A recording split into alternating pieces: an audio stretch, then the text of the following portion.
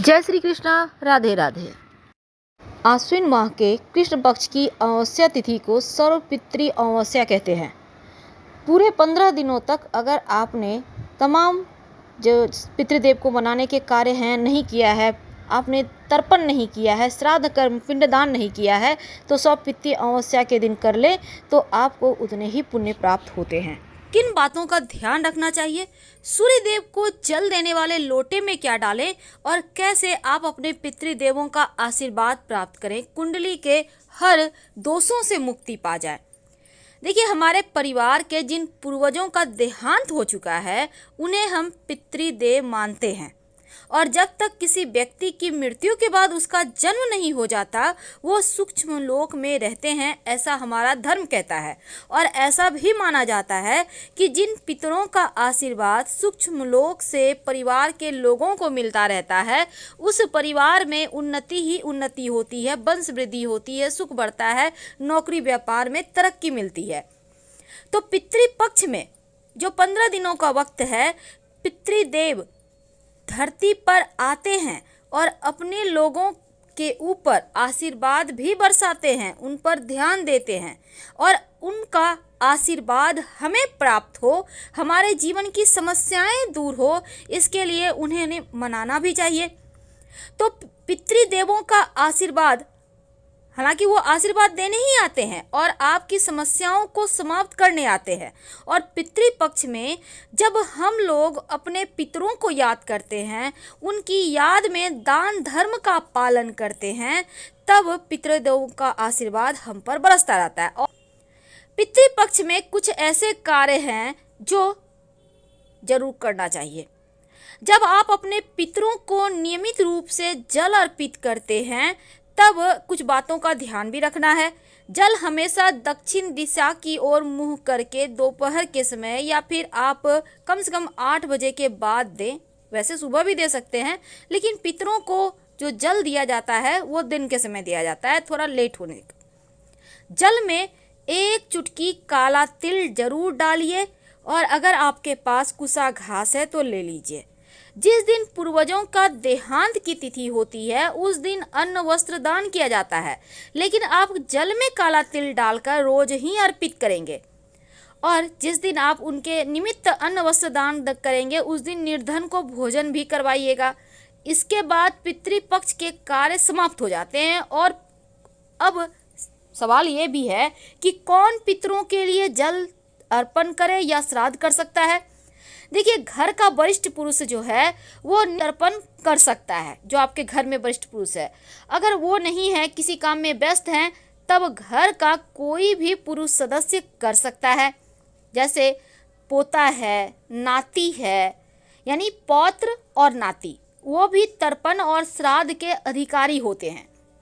अभी चूंकि स्त्रियां भी कर रही हैं तो कोई बात नहीं, लेकिन कुछ सावधानियां हैं जिसका नियम पालन जरूर करना चाहिए। इस समय पितृपक्ष में जब आप उनके निमित्त तर्पण दान करते हैं, उनको जल अर्पित करते हैं, आप विशेष तरह के इस समय चूंकि 15 दिन सात्विक चीज़ों को अपनाया जाता है, जैसे कि मांस मदिरा लहसुन प्याज वगैरह का त्याग कर दिया जाता है, साग बैंगन नहीं खाया जाता, मसूर दाल नहीं खाया जाता। तो इस अवधि में दोनों बेला स्नान करके पितरों को याद करना चाहिए। कुतब बेला में पितरों को अगर तर्पण दे तो इसी बेला में तर्पण का विशेष महत्व होता है। अब तर्पण में कुश घास और काला तिल, ये 2 चीजें जरूर होना चाहिए, क्योंकि इसका परिणाम आपको तुरंत मिलता है, आपको इसके लाभ तुरंत मिलते हैं। अगर आप पितृपक्ष का पालन करते हैं तो एक बेला आप या दोनों ही बेला खाना खाएं, पर सात्विक भोजन खाएं, जैसे कि लहसुन प्याज वगैरह मत खाइए, सात्विक आहार खाइए। और जहां तक संभव हो दूध का प्रयोग भी कम से कम कीजिए।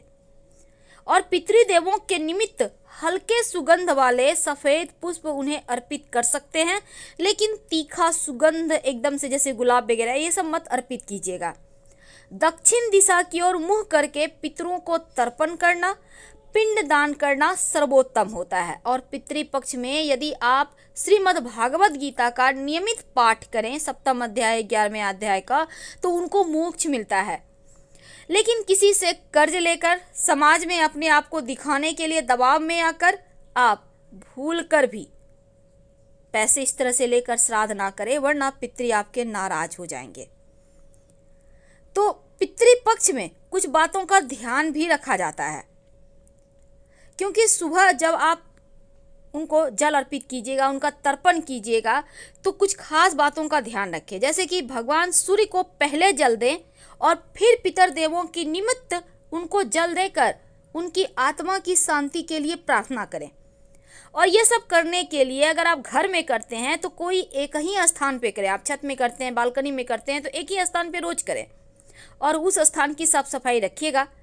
वैसे तो सबसे आसान ये है, अगर आप धूप वगैरह जलाते हैं तो अच्छी बात है, क्योंकि धूप की तरह अपने हाथों से थोड़ा थोड़ा घी, गुड़ और भोजन कंडे पर भी डाला जाता है इस दिन। और ये प्रक्रिया कम से कम 5 बार घी, गुड़ और 5 बार भोजन से बने भोग का हवन भी किया जाता है। और मंत्र इस दिन पितृदेवों के निमित्त जपा जाता है। हालांकि मंत्र बोलने के बाद आप अपनी हाथ हथेली में पानी लें और अपने अंगूठे के सहयोग से जमीन पर प्रवाहित कर दें। से बताएंगे कि जब आप सूर्य का तांत्रिक मंत्र का जप करते हैं, सूर्य को जल देते समय, तो उसके विशेष फायदे आपको कैसे मिलते हैं और जीवन की समस्त मुश्किलों से आप कैसे आसानी से बाहर आ जाते हैं।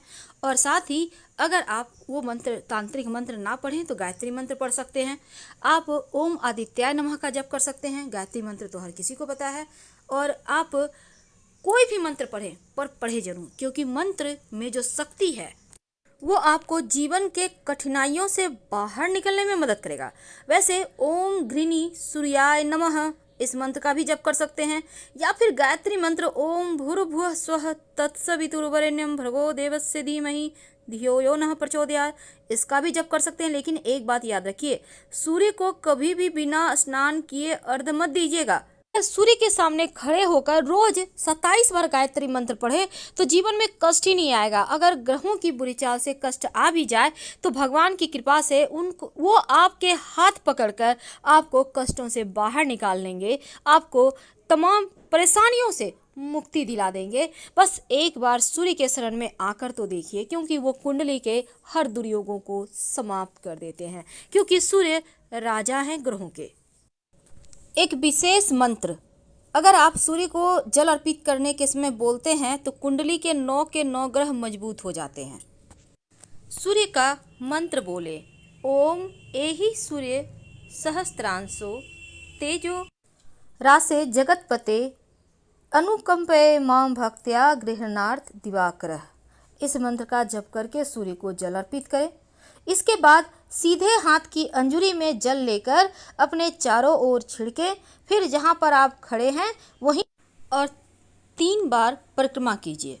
आप चाहें तो वहीं पर खड़े होकर हनुमान चालीसा पढ़ सकते हैं, या अगर मांगलिक दोष हो तो भगवान सूर्य को जल अर्पित करने के बाद हनुमान चालीसा पढ़ना अद्भुत परिणाम देता है।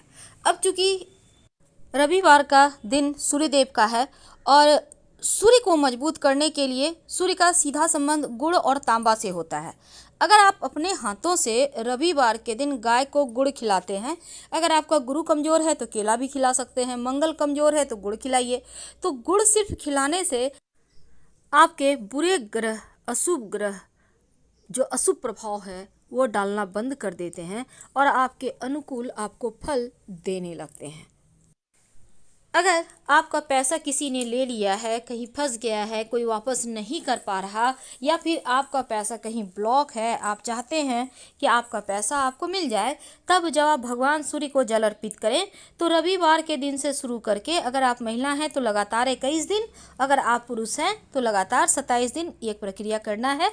जल में 11 लाल मिर्च के बीज या फिर 1 चुटकी लाल मिर्च के बीज डालकर अर्पित करें। भगवान से प्रार्थना करें शीघ्र धन प्राप्ति के लिए। अगर मंगल कमजोर हो तो जल में शक्कर या फिर गुड़ डालकर अर्पित करें तो आपका मंगल बेहतर होता है, जीवन में कष्ट कम होते हैं।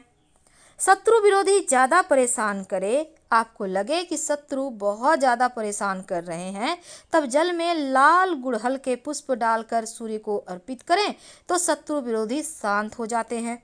अगर वैवाहिक जीवन में समस्या है या फिर आपका विवाह नहीं हो पा रहा है, तब जल देते समय सूर्य को जल में 1 चुटकी हल्दी डालकर अर्पित करें। जो विद्यार्थी हैं, पढ़ाई पे फोकस करने के लिए, पढ़ाई में अच्छा करने के लिए जब सूर्य को जल अर्पित करें तो उसमें स्याही डालकर अर्पित करें, ज़्यादा नहीं 1-2 बूंद डालकर अर्पित करें तो पढ़ाई लिखाई में मन भी लगेगा और आपका खूब तेज बढ़ेगा, मान बढ़ता है। 9 के 9 ग्रह अच्छे फल देने लगते हैं, आपका सम्मान बढ़ता है, सरकारी नौकरी की प्राप्ति के योग बनते हैं, जीवन में जो परेशानी है वो समाप्त होने लगता है। कुछ लोगों के ग्रह दोष खराब होने के कारण जीवन भर उन्हें दुर्भाग्य का सामना करना पड़ता है और कड़ी मेहनत करने के बाद भी सफलता नहीं मिलती। तो रविवार के दिन 9 ग्रहों के अधिपति हैं जो सूर्य, उनका ही दिन है और इस दिन छोटा सा प्रयोग जरूर करें। वैसे इस दिन तंत्र शास्त्र में धन प्राप्ति के लिए एक रामबाण उपाय बताया गया है जो कि आपके जीवन को के जो दुर्भाग्य हैं उनसे छुटकारा आपको दिलाएगा। एक छोटा सा प्रयोग करें। क्या करेंगे? देखिए, रविवार के दिन सूर्योदय से 1 घंटा पहले उठिए, स्नान वगैरह कर लें। अब ओम घृणी सूर्याय नमः, ओम घृणी सूर्याय नमः 108 बार जप करें और अपने सामने की स्टील या चांदी के बर्तन में आप जल में थोड़ा सा दूध डालकर रखिए। जब मंत्र 108 बार पूरा आप जप लें, फिर आप उस जल को भगवान सूर्य को अर्पित कर दें। तो ऐसा करने से आपकी सभी मनोकामनाएं पूर्ण हो जाती है। तो हम आपसे विदा लेते हैं। जानकारी अच्छी लगे तब लाइक कर सब्सक्राइब जरूर करें। ज़्यादा जानकारी के लिए आप हमारे वेबसाइट granddharmasambhag.com गूगल सर्च करके आ सकते हैं। वेबसाइट का लिंक आपको डिस्क्रिप्शन में मिल जाएगा। तो हम आपसे विदा लेते हैं। प्लीज़ लाइक कीजिए, चैनल को सब्सक्राइब कीजिए, अपनों से शेयर कीजिए। धन्यवाद।